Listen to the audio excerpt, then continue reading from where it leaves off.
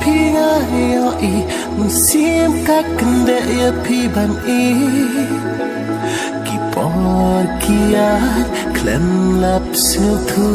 ban pun sakhi ki dak phi pha bu kum er ba ko hana phi long kamrado no jong ha phi wan shong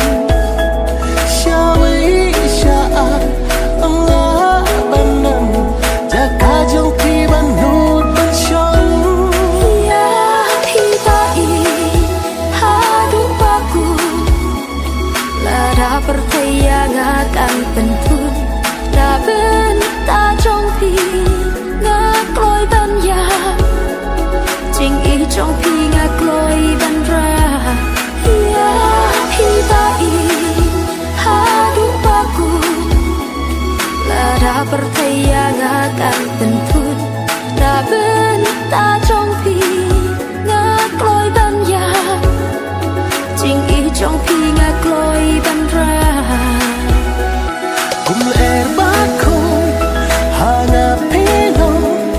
kamrado no jong ha phi wan shong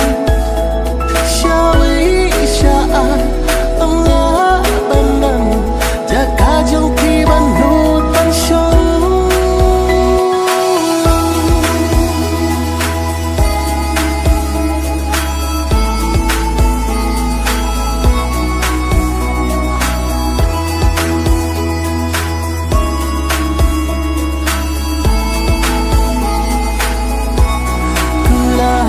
trong phi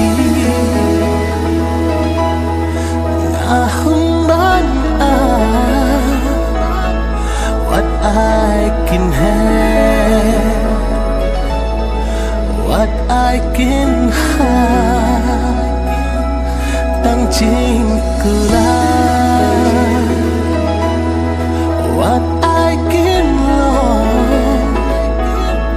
what I can could, your back can could, but she junon.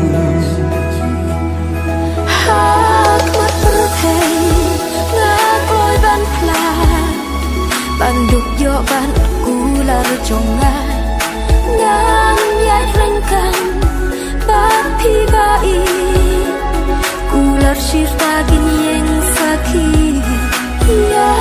phi bai ha du ba ku la da percaya ngakan pentun da ben ta trong phi nga kloi ban ya jing i trong phi nga